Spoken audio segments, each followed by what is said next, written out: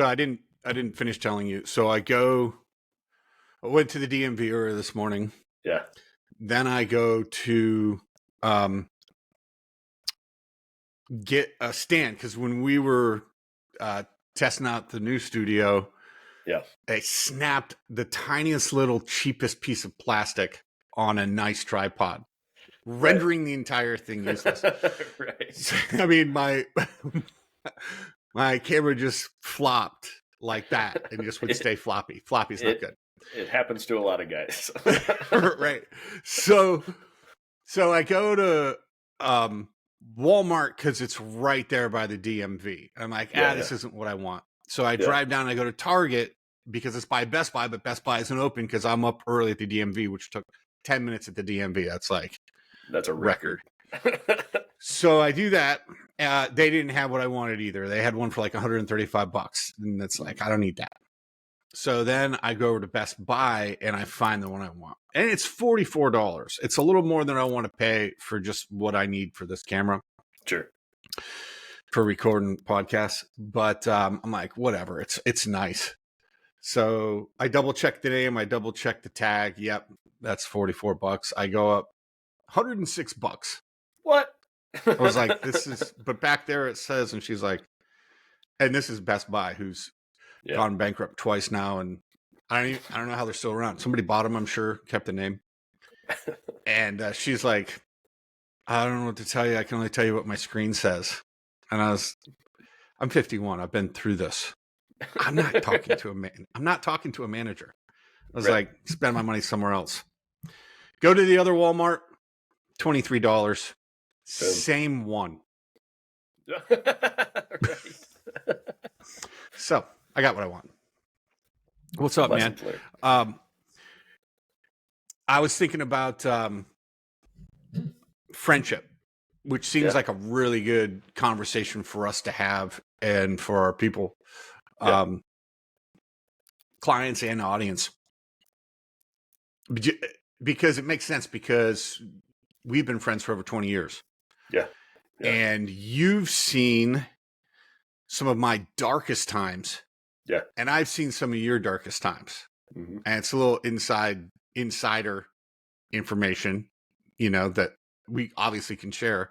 Sure. But I've been in the cave with you when you've been killing a bear, and you've been in a cave with me, or on a cliffside with me when I've been killing a bear. Right.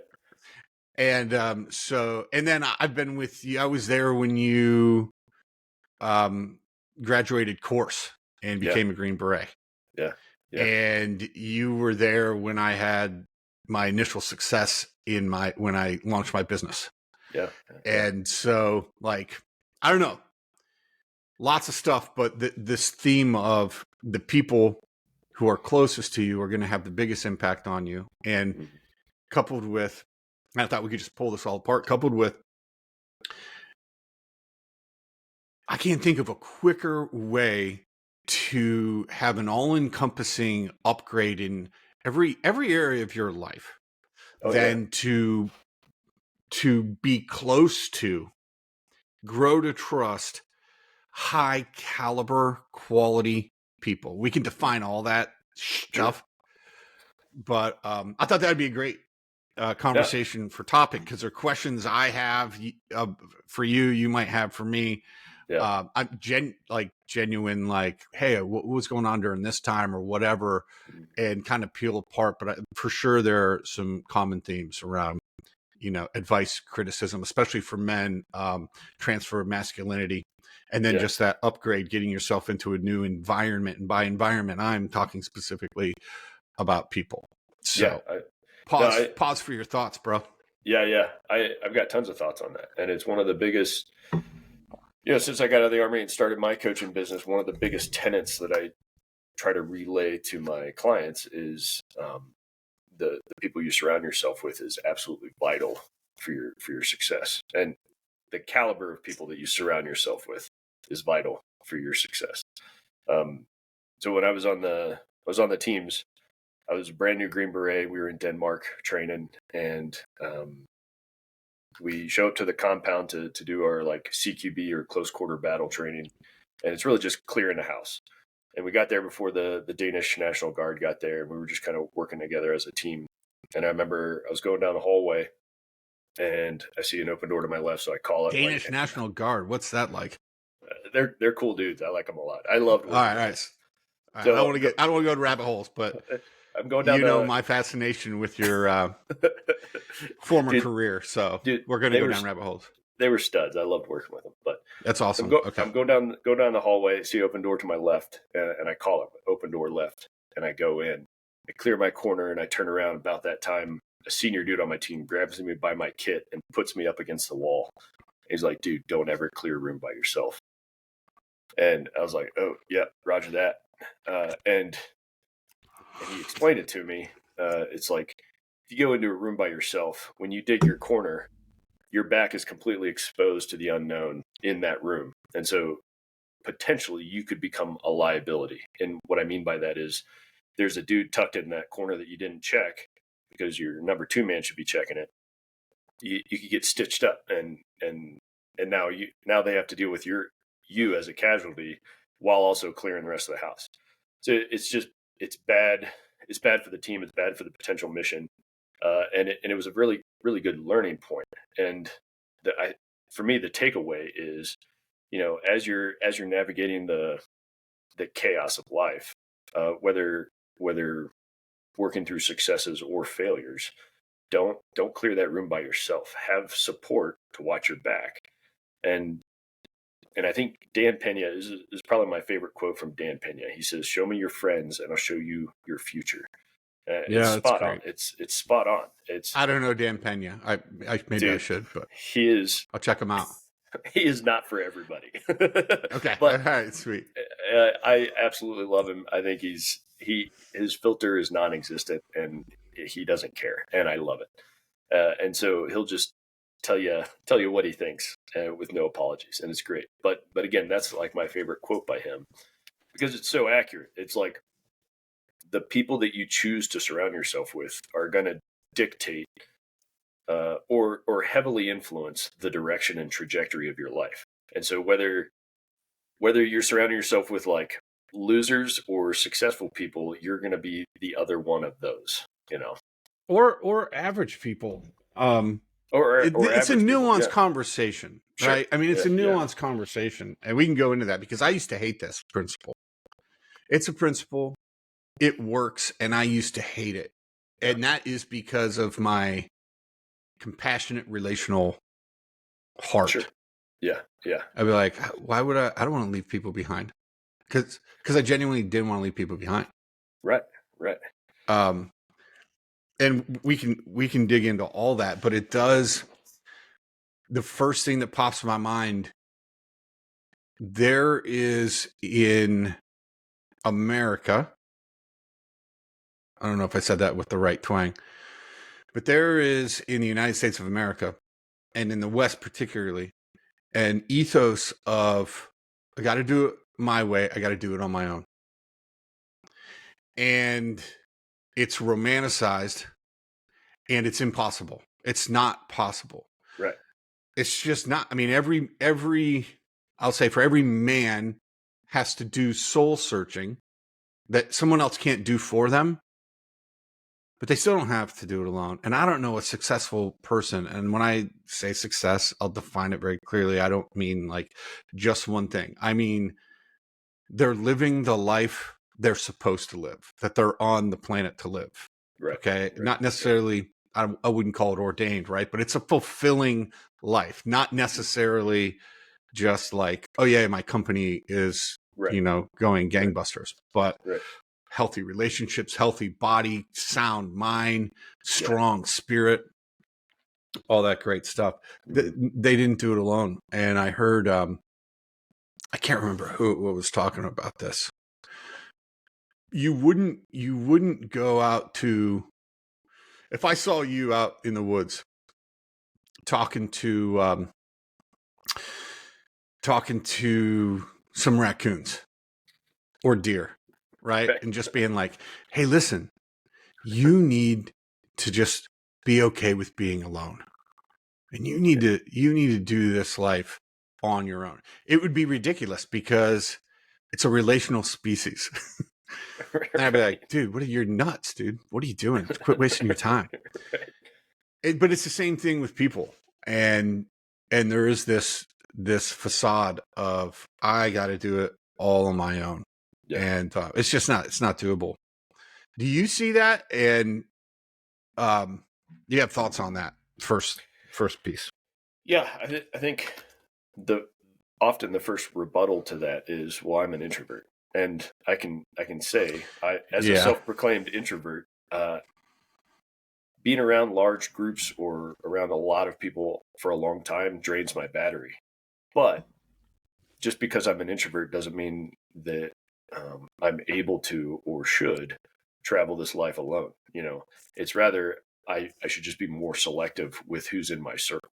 And I put up something the other day. It was like, you should be in the same way that you should be selective with the kinds of food you put in your body or the kind of training regimen that you engage in.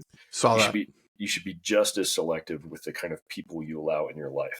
In my opinion, it's okay to discriminate against the kinds of people you want in your circle. And what I mean by that is, like, if somebody's not living the lifestyle that you want to live, then it's okay to not expend energy and time in that circle. Invite the people that are living the life that you want to live too, and that's how you build a strong tribe. Because I totally agree with you. As a species, we are very tribal and communal, and that's a good thing. That's where the security comes from. Back when we were on the savannah plain hunting, lions and Right. stuff. It's like you need the tribe.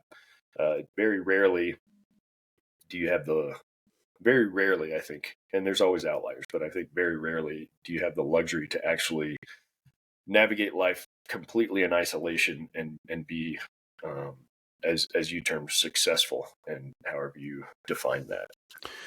There's something so extremely rewarding about giving of yourself to your brother, right? Yeah, yeah, Or sisters, whatever, in general. yeah, There's something so rewarding about being able to give and uplift and encourage and help, emotionally, mentally, financially. But only, to me, it's only, and this took me a while to learn, it's only extremely rewarding if it's reciprocated. If you can train yourself to receive that as well and accept that as well, because it doesn't really work either. You alienate yourself if you're just the giver. true. But Yeah, there's something so rewarding about, and cyclical, I guess, hmm about just being a part of a tribe where it's just give and take, and that's just kind of not expected, but expected. yeah, yeah. I agree. I think engaging in relationship in a way that, I mean, when I was on the teams, it was always team first.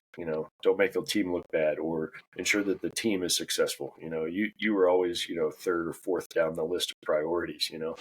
And I think you're onto something there. I think, um, not necessarily doing something with an expectation of reciprocity, but rather, Right. that's just, it's understood within a tribal community or community in general. It's like, This is as how the you unit works. this is how the unit works. And to me, it kind of goes into, you are now part of something bigger than just self. And to me, that's a very important part of life, is engaging in something that is larger than you, that has legacy beyond your own. And Yeah. in my opinion, community is a big part of that. I'd like to get into specific, um, these are some general benefits. I'd like to get into specific benefits. I'd also like to talk about what are things, if you do find yourself, I want to talk about quality of people. How do you hmm select, and then I Yeah. want to talk, basically I want to domineer this whole conversation.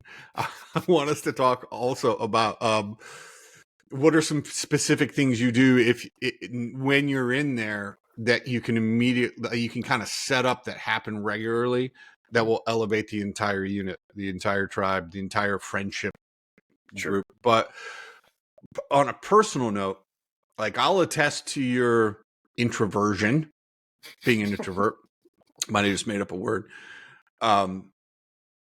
For sure. And because you were always there for me, I was always there for you.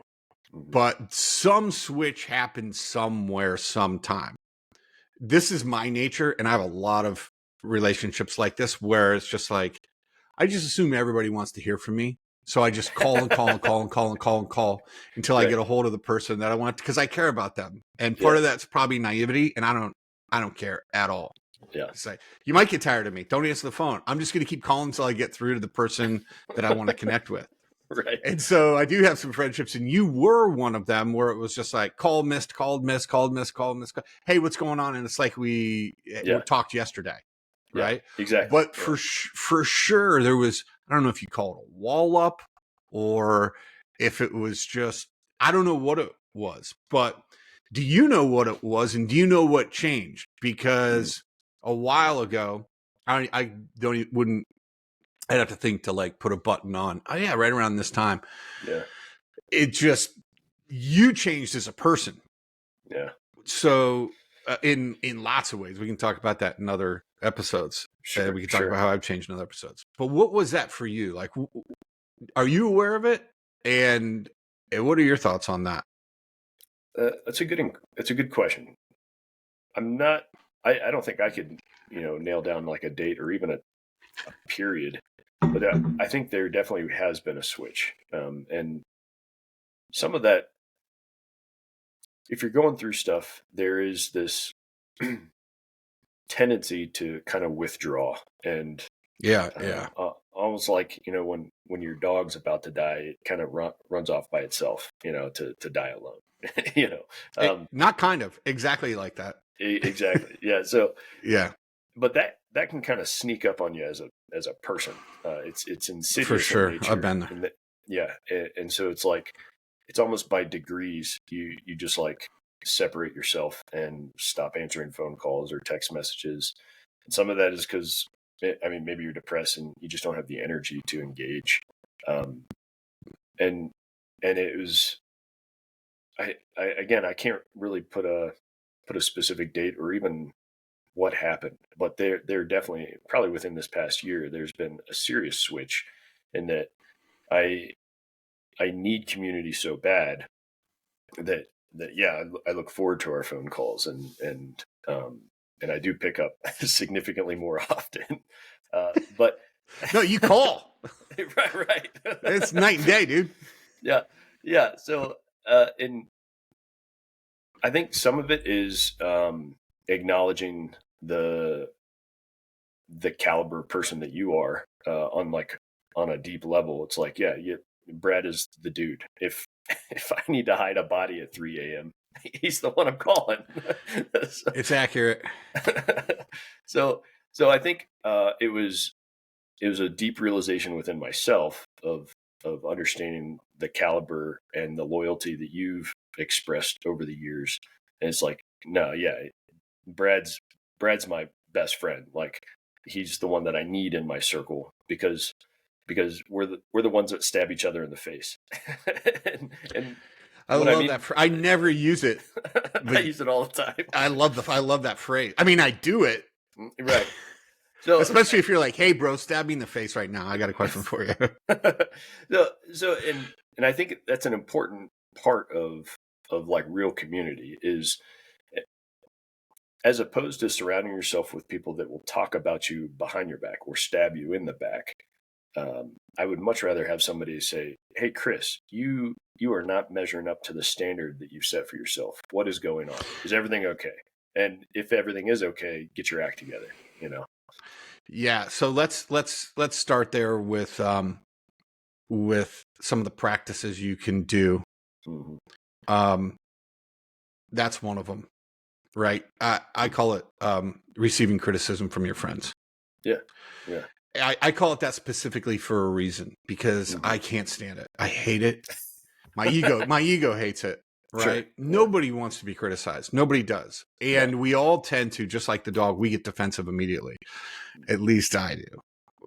And that's on a visceral level. And you probably experience that anytime we're talking, particularly maybe about my health journey. Like, if you tried this, Sure. oh, this won't work. And I'm just like, Right. all the walls are up, Right. F off. Leave me alone. I'm hurting. Stop.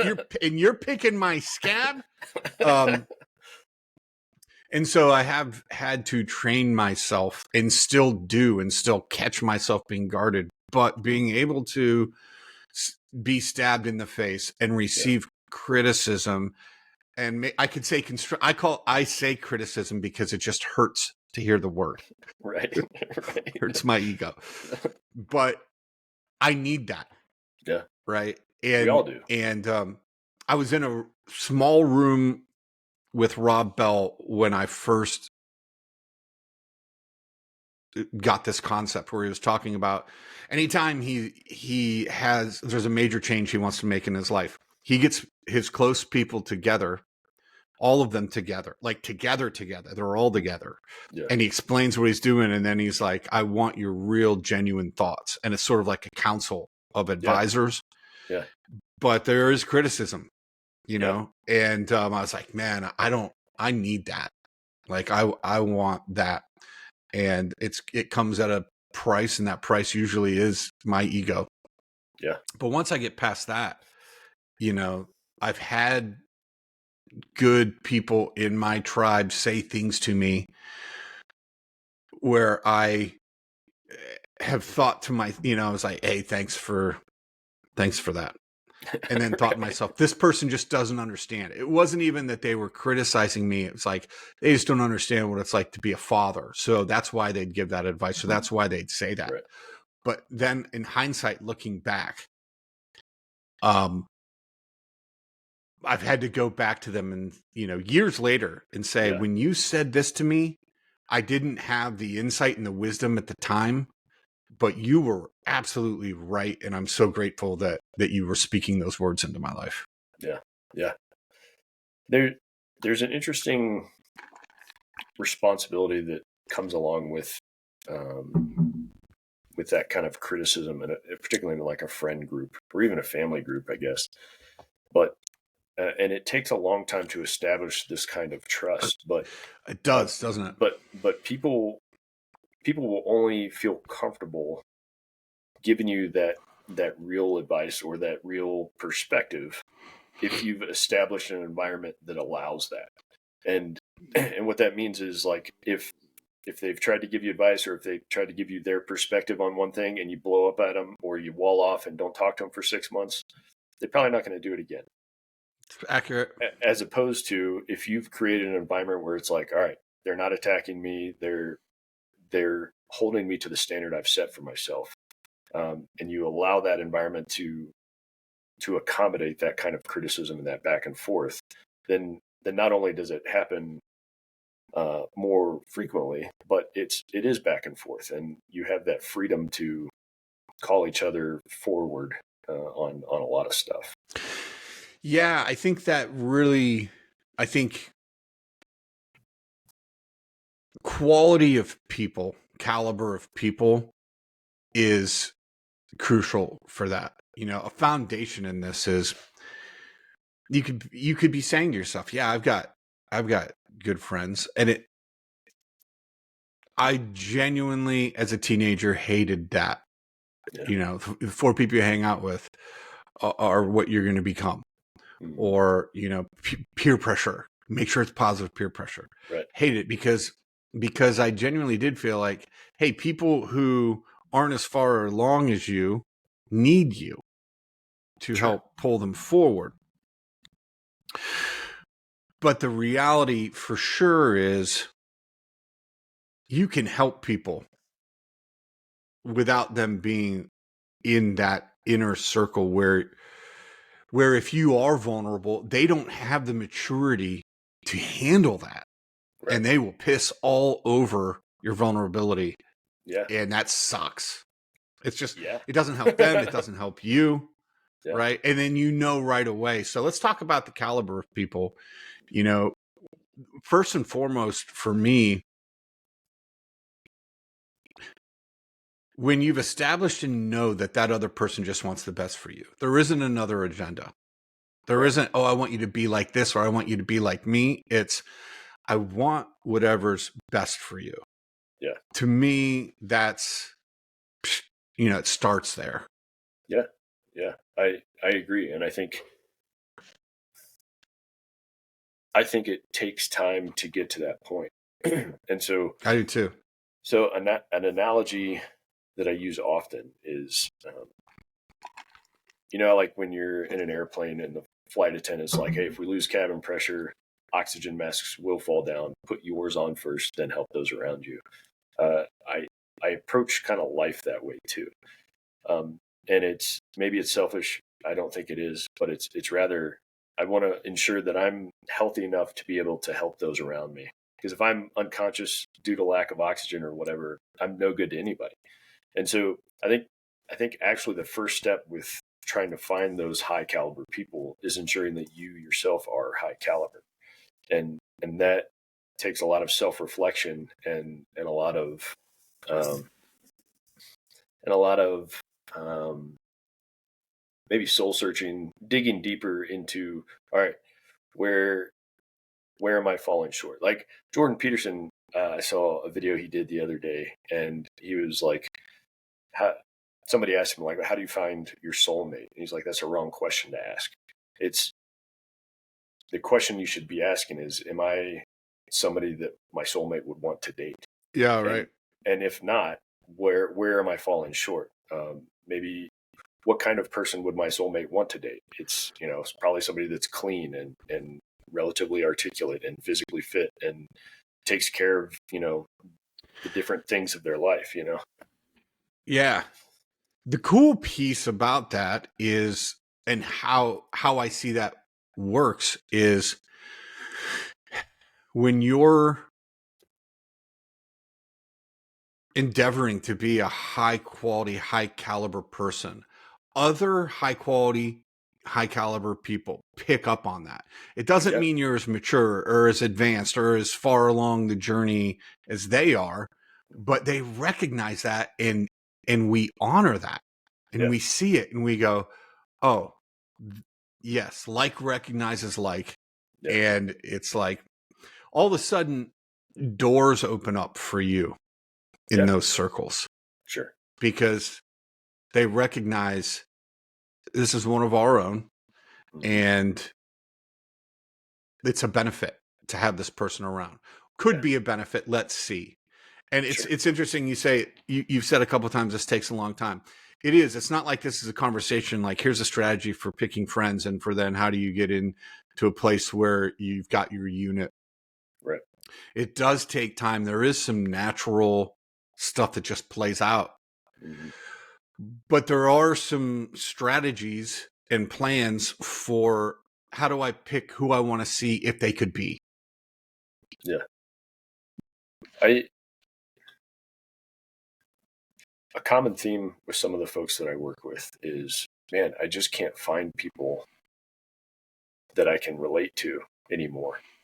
And what I unfortunately, fortunately, like what I have to tell them is as you're progressing towards excellence in your own life, that the top of that pyramid gets gets smaller, like the surface area is smaller. And so the the pool to draw from in regards to friends and people that are like-minded gets smaller as you get closer to excellence in your own journey.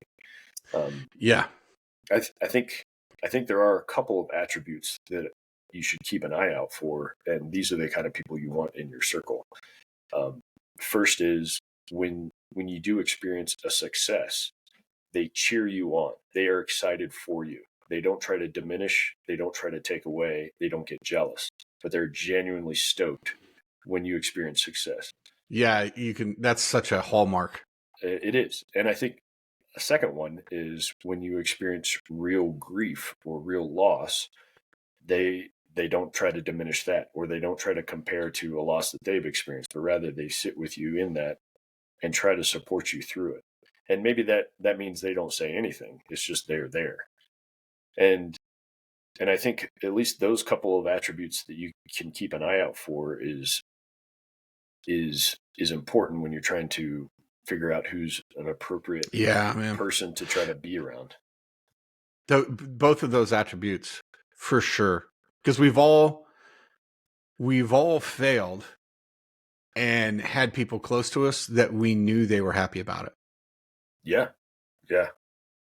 And secretly cheering when you fell. Yeah. So disappointing. Or just basically, yeah, I told you so. Right. So that, for me, okay, so those are two attributes. Let's do another attribute, and then I have a personal story that I think will help people in terms of, it's totally possible if you're intentional, right? So the attribute of they want what's best for you, which means they genuinely care for you. They cheer for you when you win. They support you when you lose. Loyalty for me is another one of those attributes that you don't necessarily find out until you're in a relationship, building a friendship with somebody. Right. And I define loyalty like this. It's not you're right no matter what. It's no matter what you do, I'm going to be here. Right. So if you, Chris Lee, rob a bank or whatever, right. I'm probably going to let you stay at my house. But if you get caught, I'm going to go visit you in jail. Right. Or if you murder somebody, I'm not going to shame you. I'm just going to still be your friend. Right. Right. Less things we can do together. Right. Right. Probably ponder, how do I get in the same jail, but I'm not going to do it. But right. So this loyalty is no matter what, I'm still going to be here.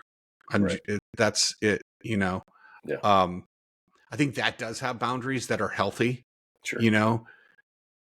Screw me over in a bad way, I now have to ask myself, is this healthy for me to be in this relationship? Right. But aside from that, you're assuming in these tribes, you don't want that quality of person. That's how you know, oh, this person doesn't belong in my tribe. Right. As painful as that might be. Right. Is there any other quality that stands out to you?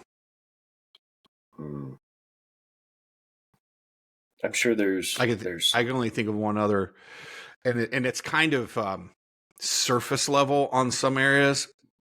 But if you're just starting, so you want to look for those characteristics. But if you're just starting, one of the characteristics, you mentioned it earlier, I didn't put it in the list, which is someone who is living the kind of life that you want to be living.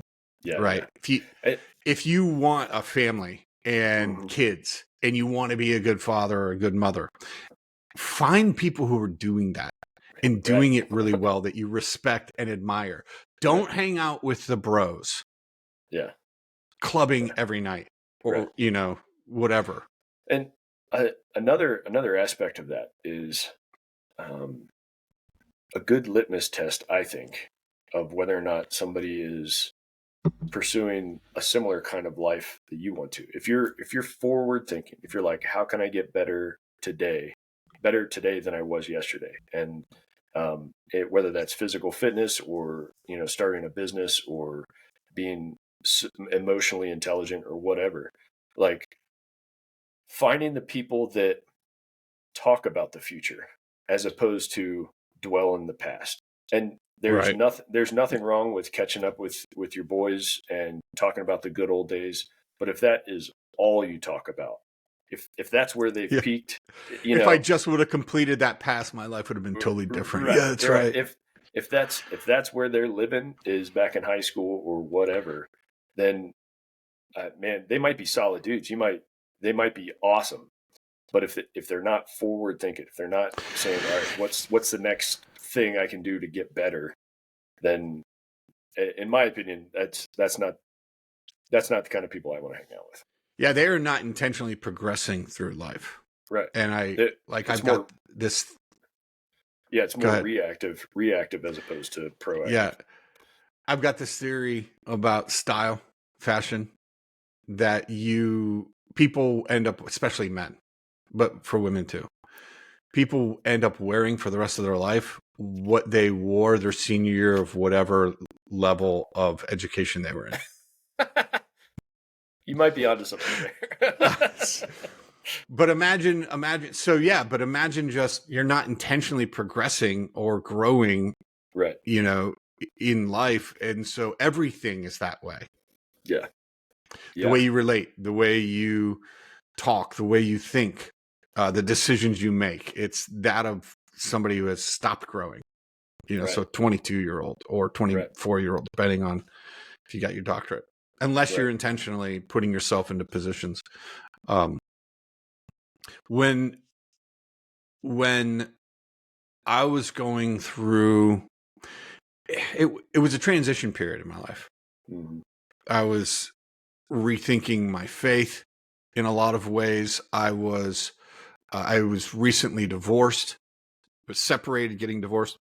I went to this conference purely out of interest for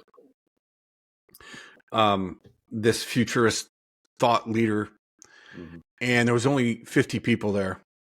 And it was really interesting because an email went out, and the email was like, first 50 people who pay, go. Right. And I was like, in 20 minutes, this opportunity is going to be gone. It was $500 for me at the time. It was a fortune. Yeah. Um, to my ex-wife's credit, she was like, you have to go to that. We've got about that. You just have to go. And it changed my life. So major Mm-hmm. credit to her for that, because I was like, wish I could go. She was like, you should go. Yeah. And so I went. So I knew immediately there was going to be a different caliber of people Mm-hmm. who would just go like, this is a decision I'm making right now. Whatever's going on that date in 6 months, I'm going to Yeah. clear my calendar. Right. I Exactly. met people there. It was such a powerful event just because of the people there and the relationships, that when I came back home, I began thinking like, I'm going to call these 6 to 8 people that I really connected with, because there was something in each of their lives that I respected and admired. I didn't Right. know them at all, Right. but I had also started working with a coach Mm-hmm. and we had gone through a process I take clients through now about planning out your future. And in my future, I saw some of those people, or people like them, Yeah. that I was friends with or partnering with in business or whatever. And so I just started calling them. And eventually, like within 6 months, I wasn't the only one, right? There was Mm-hmm. mutual reciprocity there, but like I am the way I am. So I literally would just call a different one each week. How you going? What's going on? How you doing? But and so we got together again in 6 months, and then we got together again in 6 months after that. And then I started connecting with a smaller group within that group, and we were talking, weekly. And I wasn't even physically close to them, but I would fly, Right. or if they were going to be in the part of the country I was in, I would drive and just make it happen. So my point there is, you can make it happen if you Mm-hmm. decide, I'm going to make this happen. And Right. anything else, and this is where I sound like a hard ass, but anything else is just an excuse, only an Yeah. excuse for Yeah. not living a higher quality, higher caliber life. Yeah. No, I totally agree with that. And I think oftentimes folks are navigating through life hoping, expecting the right circle will show up or the right circumstance will show up. Yeah. But it's not really like that. It's um, you have to be pretty active in pursuing excellence in any area, whether that's relationally or financially or physically, whatever. You have to put in the effort because if you don't, then you're just reacting and not being proactive towards your own life. I mean, we don't. This isn't a dress rehearsal. Like this is our one shot. Why not make it excellent? Yeah, that's an across the board principle. Yeah, yeah, absolutely. It is, I'll speak only to my stuff. Okay, You want to be healthier? It doesn't just happen by accident. right. You choose. And Yeah, my battle with not ever wanting to work out and wanting to eat every fried piece of food on the planet. Right. But it just won't happen by accident. It becomes really intentional, and there is no excuse. There's zero Right. excuse for your health, Right. and it took me so long for not to realize, but to act upon. Yeah. Like there's nothing like the clear head of eating well and moving your body. It's better than any nootropic, especially mixing some sleep and sunlight. I Yeah. mean, there's no supplement that you can take that's going to reproduce that feeling of Right. I'm glad I'm alive. you know? Right. No, I totally agree. Uh, all kinds of studies on how physical activity is often better Yeah. than medication for It's a whole all nother kinds of episode, but ailments. yeah, but that's across the board. Yeah. Career, finances, whatever it is. Yeah. 100%. If it's and I know these things because that's my tapes are so you would have thought that I was given tapes for the biggest loser in the world because those were the thought patterns in my head. I'm no good at Yeah. business. I'm not good at anything. I don't stand out doing anything. The only thing I can do is make friends. That's true. Like I think I'm a good friend. Yeah. Because it feels natural to me. But part of that is people pleasing patterns. So those weren't always healthy. Yeah. Okay. So you find your friends, no excuses. You make it happen. It does take time, natural progression. It's a selection process over time. Maybe this person doesn't mean you have to be like, I'm never talking to you again, bro, because I just realized you're not my tribe. But it's just you don't call them at all. Yeah. Or whatever. But Yeah. okay, so then what do we do? So have times where you're willing to speak truth to each other, or stab each other in the face. What else? What are other practices tribes can put into use so you actually are benefiting from this? Yeah. As good as technology is nowadays, being able to call or FaceTime or Zoom or whatever, there's nothing quite like actually getting together. That's accurate. Making that kind of a priority. I mean, you and I, we get together really like once a year, right around Christmas time. And yeah, you were here a couple of days ago. Exactly. And as much of a bummer as that is, it's still, those times are awesome because we get to connect kind of like a different way. It's I don't know, there's something about being in proximity with your community and with your tribe, which is pretty vital. I think so, and especially if I think that principle is actually, if they're in your tribe, then on a regular basis, make sure you're communicating, talking, and when you can physically be in proximity with each other. Yeah. I totally agree.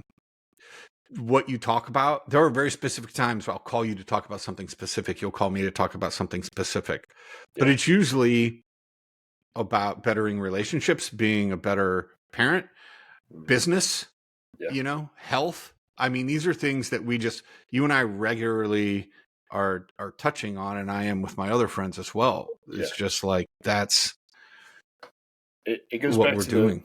It goes back to that forward thinking kind of mindset. It's I very rarely call you to talk about youth group days of when I stole silverware in Canada. Yeah. It's. I mean, that'll happen, but I mean, it's always forward thinking for the most part. Like 98% of what we talk about is like, how can we get better tomorrow, and what's the plan for this coming year, and what systems are we putting in place to ensure that we're getting better this year? Sometimes we'll call and it'll just be, hey, what are your non-negotiables today? Like, what moves you forward to your big goal today? Like, what do you have to do? Exactly. And that's always a great question, because I'm always like, I don't have anything on my executive planner to do today that's actually moving me forward. How did that happen? Right. And so then that becomes a conversation. And there's been times where you've caught me doing the same thing. It's like, well, I don't have a whole lot going on. And so you're like, well, what are you doing? You're like, what's the next step then? Like, what's the plan? Let's talk through that, And it's been vital for my own personal growth. I can't think of anything other than taking responsibility for oneself. Yeah. Completely. Yeah. I can't think of anything more valuable than the people closest to you. Yeah. Being high Yeah. caliber And being open to give and receive in yeah. that. And you bring up an interesting word, accountability. And I think it was in 12-Week Year. It was either that or Compound Effect. But one of those books talks about the concept of accountability. And you aren't accountable to other people. You are accountable to yourself and the standards you've set for yourself. It's the community that you surround yourself with. They get to help hold you to those standards, and it is all about self. Like it's your life. You get to choose the direction and the means by which you get there. Uh, the friends that you surround yourself with, you're not going to get in trouble, if you don't live up to your standards. Yeah. But it's really like there's something about when you have to call up a buddy and be like, hey man, I didn't quite follow through on Man, this thing. It's uncomfortable, and so that's that. The honesty, yeah. being willing to be honest, is a whole nother piece there of, because I can and have caught myself in the past, even with you, like showing the bright side. Right. You know what I mean? And Mm-hmm. that only lasts for so long, and that's just not helpful.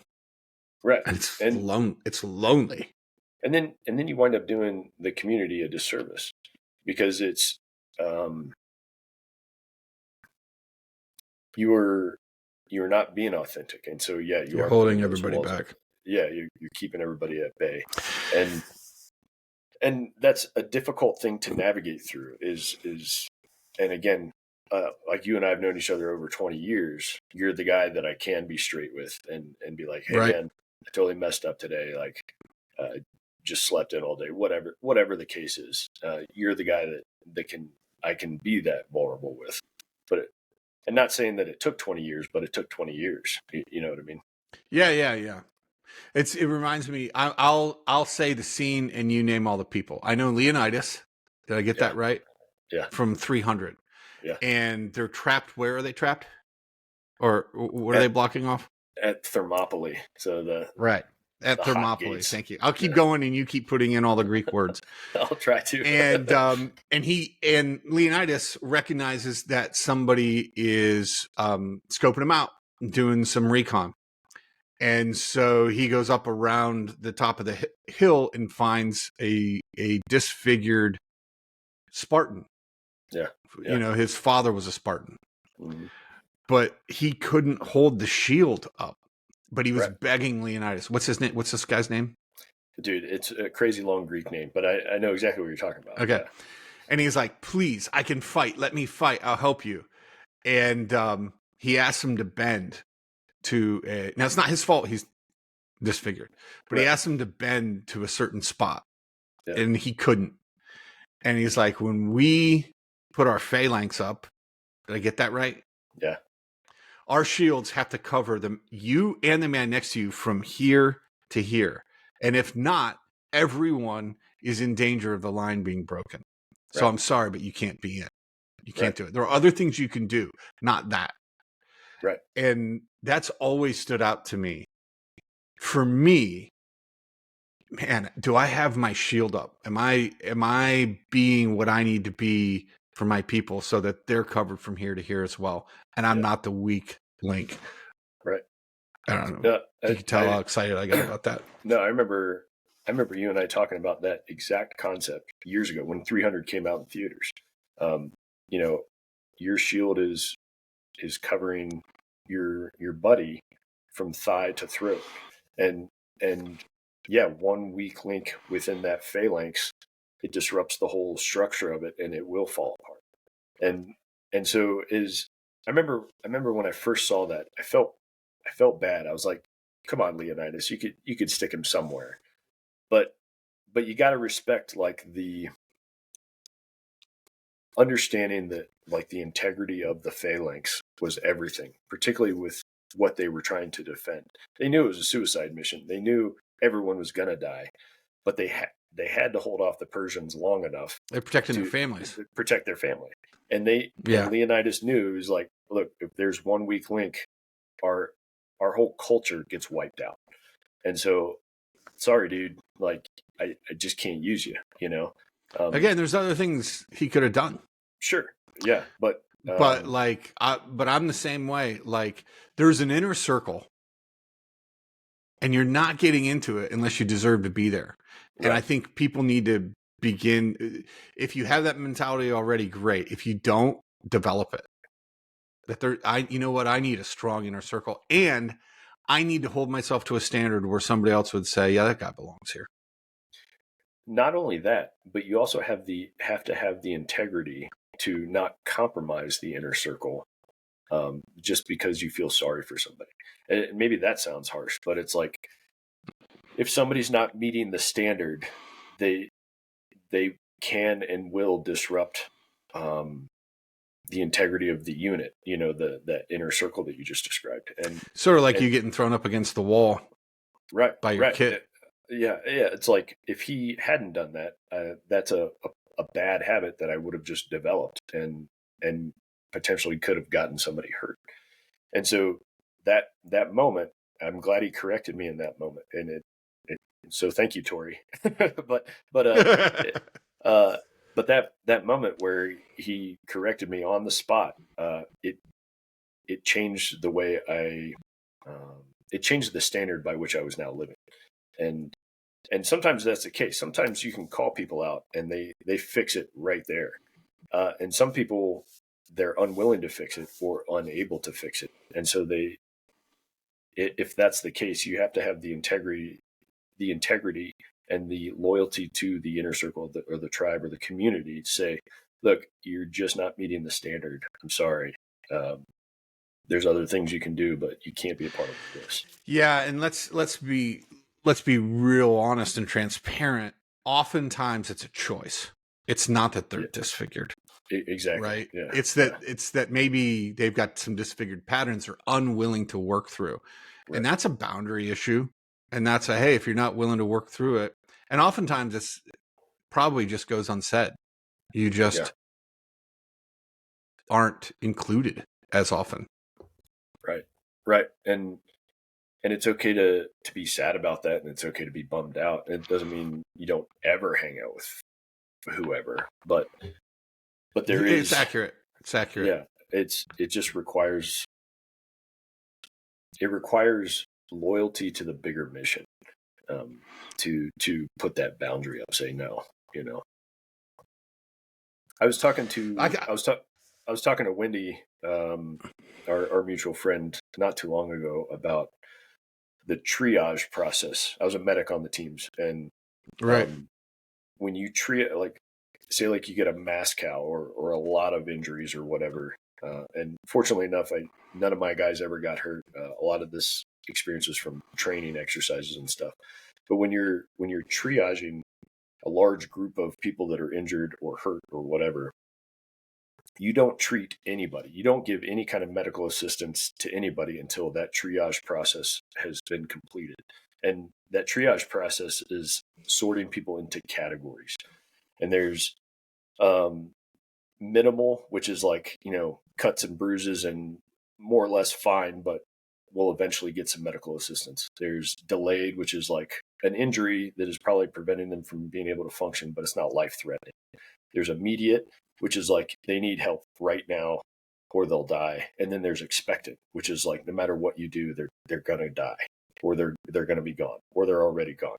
And so talking to her about some of that, sometimes we're in the midst of a relationship and we're trying our hardest to invest energy and time and, medical resources towards somebody that's already dead, and, it's already gone. Figuratively speaking, but like that's or the relationship's dead. The relationship's dead. Or the relationship's dead. And it's like you can't waste medical resources on somebody that's already gone because somebody else needs it. And if you use all the stuff that's in your aid bag and now you're empty, the people that actually could have used your help now don't have anything, and now everybody's in trouble. Yeah, and this goes across the board. When I'm working with executives, mistakes that are made on their teams can cost millions, sometimes billions of dollars. Yeah. And there is a responsibility, and there is always an assessment. And then this is how that happened. And then there's the assessment. Could it have been avoided? Was this negligence? And it doesn't always mean somebody's getting let go, but their best case scenario, somebody gets the opportunity to learn the lesson, and we got to make sure this doesn't happen again. Right. So there's that. Yeah. I can't think of a better way to end than a reference to 300, some former Green Beret stories.